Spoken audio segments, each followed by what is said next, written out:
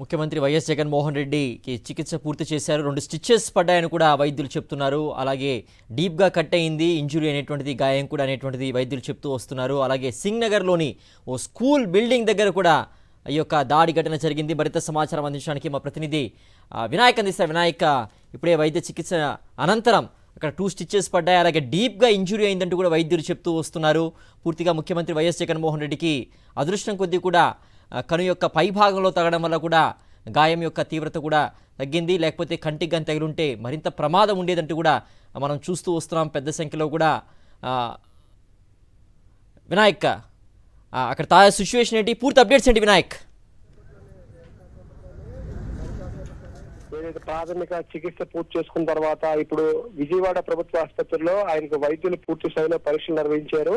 పూర్తి స్థాయి పరీక్షల్లో భాగంగా దాదాపుగా 1 సెంటీమీటర్ లోతులో గాయమైనట్టుగా అక్కడ గుర్తించడం, దాంతో పాటు 2 స్టిచెస్ కూడా వేసినట్టుగా తెలిసింది. ఈ నేపథ్యంలోనే మరోవైపున స్కానింగ్ కూడా, ఏదైతే కంటి పై భాగంలో ఎడం వైపున ఈ గాయం కావడంతో దానికి సంబంధించి స్కానింగ్ కూడా తీసినట్టుగా తెలుస్తుంది. ప్రస్తుతం మనం చూస్తే కనుక ఒకవైపున స్కానింగ్ చేసిన తర్వాత ఇక్కడ కంటి వైద్య నిపుణులు, మరోవైపున న్యూరో నిపుణులు, మరోవైపున జనరల్ సర్జరీ నిపుణులు, వీరంతా కూడా ఒక బృందంగా ఈ వైద్య పరీక్షలు నిర్వహించడం జరిగింది.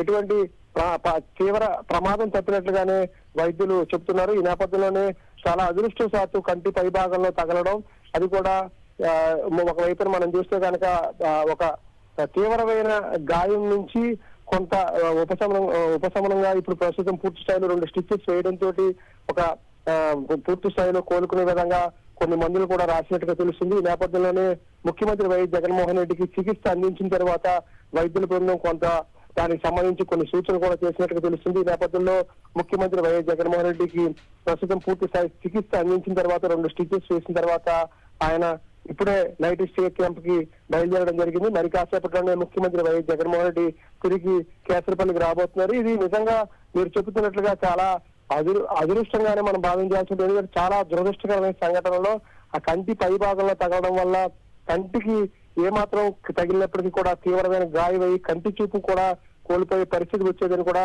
వైద్యులు చెప్తున్న పరిస్థితి. ఈ నేపథ్యంలోనే కంటి పై భాగంలో ఆ రాయి తగలడంతో లోతైన గాయం అయినట్టుగా తెలుస్తుంది. పూర్తిగా స్కానింగ్ చేయడం, ఆ గాయాన్ని శుభ్రపరిచిన తర్వాత స్టిచ్చింగ్ చేయడం జరిగింది. ఆ తర్వాత ప్రస్తుతం ముఖ్యమంత్రికి దీనికి సంబంధించి కొన్ని సూచనలు చేసినట్టుగా తెలుస్తుంది. వైద్యానికి సంబంధించి కొన్ని టాబ్లెట్స్ ఇవ్వడం కానీ, దానికి సంబంధించి యాంటీబయాటిక్స్ ఇవ్వడం కూడా జరిగినట్టుగా మనకు తెలుస్తుంది. మరోవైపున ఇక్కడ ముఖ్యమంత్రి ఏదైతే కేసరపల్లి నైట్ స్టేకి రాబోతున్నారో పోలీసులు కూడా భారీ భద్రత ఏర్పాటు చేయడం జరిగింది. ఇక్కడ ముఖ్యమంత్రి మరి కాసేపట్లోనే ఈ కేసరపల్లికి చేరుకోబోతున్నారు. మరోవైపున పోలీసులు కూడా తమ ఇన్వెస్టిగేషన్ ప్రారంభించినట్టుగా తెలుస్తుంది. ఎక్కడైతే ఈ సంఘటన జరిగిందో సింగ్ నగర్ ఫ్లైఓవర్ దాటిన తర్వాత స్కూల్ వద్ద నుంచి ఎడం వైపు నుంచి ఆ రాయి రావడం, దాని తర్వాత ఆ రాయి నుదుటి పైన కంటి పైన తగలడం, తీవ్ర గాయం కావడం, తర్వాత అదే రాయి పక్కనే ఉన్న వెల్లంపల్లి శ్రీనివాస్ కూడా తగలడంతో ఇద్దరికి కూడా గాయాలయ్యి ముఖ్యమంత్రి వైఎస్ జగన్మోహన్ తో పాటు వెల్లంపల్లి శ్రీనివాస్ కూడా గాయపడ్డారు. ఈ నేపథ్యంలోనే దీనికి సంబంధించి ప్రస్తుతం పోలీసులు అయితే దర్యాప్తు కొనసాగిస్తున్నారు. దీనికి సంబంధించి ప్రత్యేక బృందాలను కూడా ఏర్పాటు చేయడం జరిగింది. ఏదైతే ఎక్కడైతే ఈ స్కూల్ ప్రాంతంలో జరిగిందో దానికి సంబంధించి ఆ చుట్టుపక్కల ప్రాంతాల్లో ఉన్న సీసీ కెమెరాలు తీసుకుని ఫుటేజ్ తీసుకునే ప్రయత్నం చేస్తున్నారు. అదేవిధంగా ఏదైతే స్కూల్ బిల్డింగ్ నుంచి ఆ రాయి వచ్చిందని భావిస్తున్నారో, ఎవరైతే దీనికి పాల్పడ్డారో దానికి సంబంధించి ఫుటేజ్ సేకరించే పనిలో ప్రస్తుతం పోలీసులు దర్యాప్తు కొనసాగిస్తున్నారు. మరోవైపున దీనికి సంబంధించి వైఎస్ఆర్సీపీ ప్రత్యేకంగా ఇక్కడ జనాదరణ చూసిన తర్వాత ఈర్ష్యతోటి తెలుగుదేశం పార్టీ ఈ కుట్రకు పాల్పడినట్లుగా ఆరోపిస్తుంది. మరోవైపున మనం చూస్తే కనుక ఏదైతే ఎయిర్ గన్ ద్వారా ఈ దాడి జరిగినట్లుగా ఇప్పటికే కేసీఆర్ నాని ఆరోపించడం జరిగింది. ఇది మామూలు దాడి కాదు, ప్రత్యేకంగా ఎయిర్ గన్ తోటి ఉద్దేశపూర్వకంగానే ఈ దాడి చేయడం జరిగినట్లుగా కేసీఆర్ నాని ఆరోపిస్తున్నారు. మరోవైపున రోజు రోజుకి పెరుగుతున్న ప్రజాదరణను చూసి ఓర్వలేక మరోవైపున ప్రతి జిల్లాలను కూడా ముఖ్యమంత్రి వైఎస్ జగన్మోహన్ రెడ్డికి అపూర్వ స్వాగతం లభించడం, ప్రతి జిల్లాలను కూడా అంతకంతకు ప్రజాదరణ పెరుగుతుండడం, మరోవైపున ఖచ్చితంగా వైఎస్ఆర్సీపీ భారీ మెజారిటీ తోటి అధికారులకు రాబోతుందనేది అన్ని సర్వేలు చెప్తుండడంతో తెలుగుదేశం పార్టీ అసహనంతో కుట్రలకు పాల్పడినట్లుగా భావిస్తున్నారు. ముఖ్యంగా ఇక్కడ మనం మల్లాది విష్ణుతో మాట్లాడిన సందర్భంలో చాలా కీలకమైన వ్యాఖ్యలు చేయడం జరిగింది. ఆయన 2009లో కూడా ఇదే విధంగా దివంగత నేత వైఎస్ఆర్ మీద రాళ్ల దాడి కృష్ణలంక ప్రాంతంలో చేశారని చెప్తున్నారంటే విజయవాడలో ఓటమి చెందుతున్న ప్రతిసారి కూడా ఓటమి ఎదురవుతున్న ప్రతి సందర్భంలో కూడా విజయవాడలోనే ఈ దాడి జరుగుతున్నట్టుగా తెలుస్తుంది. ప్రస్తుతం మనం విజువల్స్ లో చూసుకోవచ్చు. ముఖ్యమంత్రి వైఎస్ జగన్మోహన్ రెడ్డి కాన్వాయ్ ఇక్కడ చేరుకోవడం జరిగింది.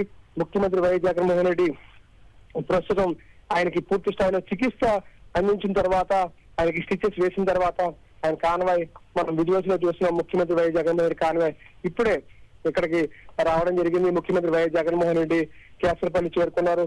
కేసరపల్లి నుంచి ఆయన నైట్ స్టే ఏదైతే నైట్ స్టే ఉందో నైట్ స్టే ప్రాంతం లోపలికి వెళ్తున్న దృశ్యాలు మనం చూసుకోవచ్చు.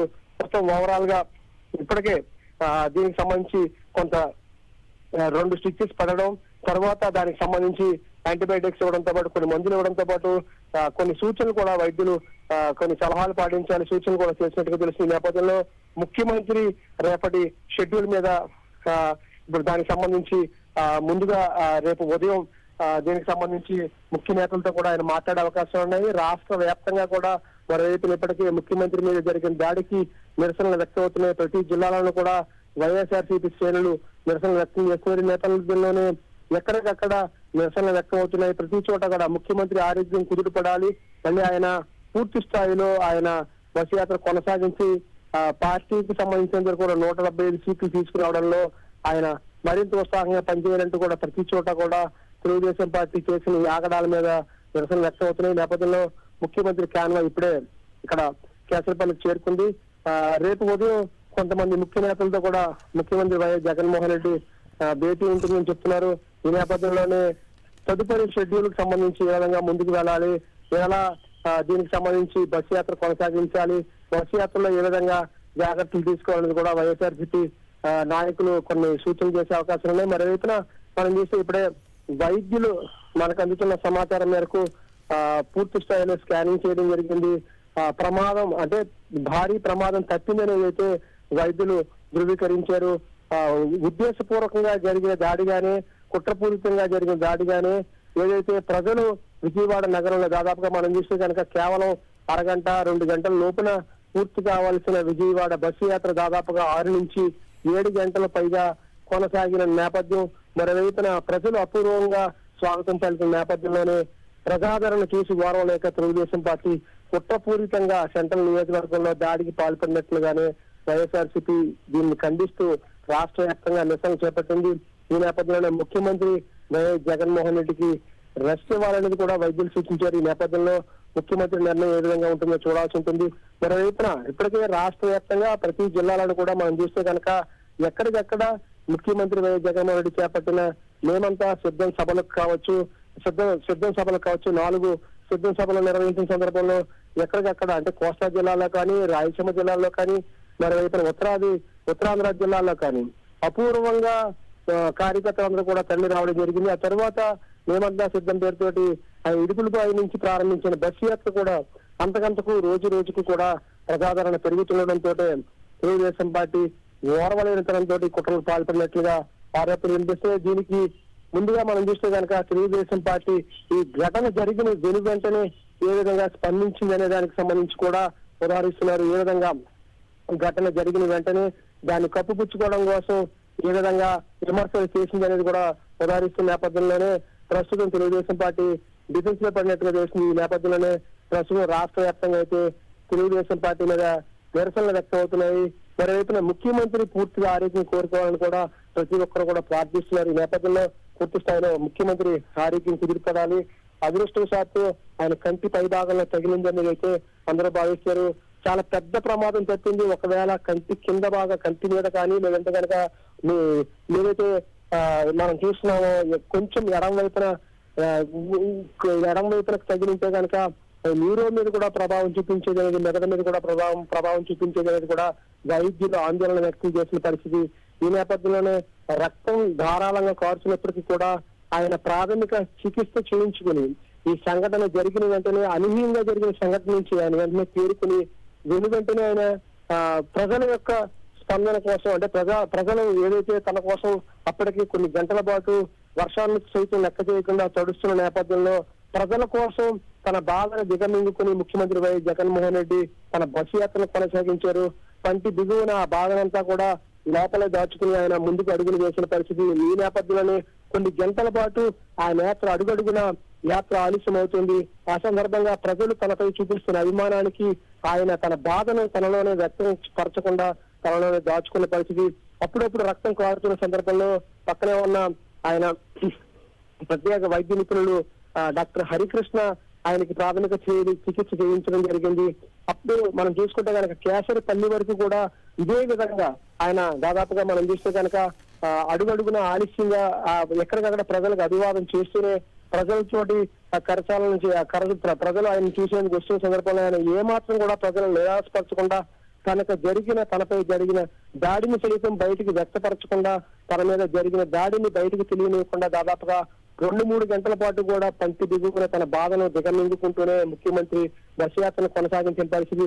ప్రజల యొక్క అభిమానానికి ఆయన తన బాధను కూడా ఆయన బయటపడనివ్వలేదు. ఈ నేపథ్యంలోనే తరువాత ఒక్కసారిగా పక్కనే ఉన్న వెల్లంపల్లి శ్రీనివాస్ కానీ కేసీఆర్ కానీ దాన్ని చూస్తే ఆ నిధుల పైన ఏదైతే కంటి పైన ఉబ్బి ఉండడంతో అదేవిధంగా పెద్దగా గాయం కావడంతో లోతైన గాయం కావడంతో మరోవైపున ఏదైతే కేసరపల్లి నైట్ స్టే చేకూరిన తర్వాత వెంటనే వైద్యులు పరిశీలించి వెంటనే జీజీహెచ్ కి తరలించి వైద్య పరీక్షలు నిర్వహించాలని సూచించిన నేపథ్యంలో ఆయన కొద్దిసేపటి క్రితం విజయవాడ జీజీహెచ్ కి వెళ్లి అక్కడ వైద్య పరీక్షలు నిర్వహించారు. వైద్య పరీక్షల్లో భాగంగా లోతైన గాయం కావడంతో దానికి స్కానింగ్ కూడా నిర్వహించడం జరిగింది.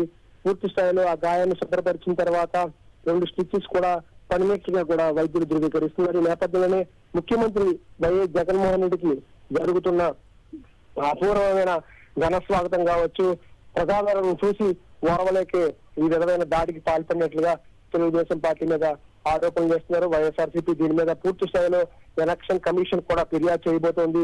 ఇందుకు సంబంధించి పూర్తి స్థాయిలో ఆధారాలతో సహా నిరూపించబోతుంది. గత కొద్ది రోజులుగా ముఖ్యమంత్రి వ్యక్తిత్వం మీద కానీ, ముఖ్యమంత్రి కుటుంబం మీద కానీ, ముఖ్యమంత్రి మీద కానీ ఉద్దేశపూర్వకంగా ఏ విధమైన కించపరిచే వ్యాఖ్యలు చేశారో, గడిచిన కొన్ని రోజులుగా ముఖ్యమంత్రిని భౌతికంగా ఈ విధమైన దాడులకు పాల్పడడం ద్వారా ఆయన యొక్క ప్రయాణాన్ని కానీ ప్రజల మధ్య తిరిగే ఉద్దేశాన్ని కానీ ముఖ్యంగా వైఎస్ జగన్మోహన్ రెడ్డి గతంలో మనం చూసినా అంతకుముందు ఆయన 10 ఏళ్ల క్రితం ఆయన ఓదార్పు యాత్ర చూసినా అప్పటి నుంచి కూడా ఆయన ప్రజల్లోనే ఉండడం గమనించి ప్రజల్లో ఉంటే ఆయనకు ఆదరణ అంతకంతకు పెరుగుతున్న నేపథ్యంలో దాడికి పాల్పడుతున్నాడుగానే వైఎస్ఆర్సీపీ భావిస్తూ రేపు ఈసీకి కూడా ఫిర్యాదు చేసే అవకాశాలు ఉన్నాయని మనం భావించవచ్చు. సిద్ధి.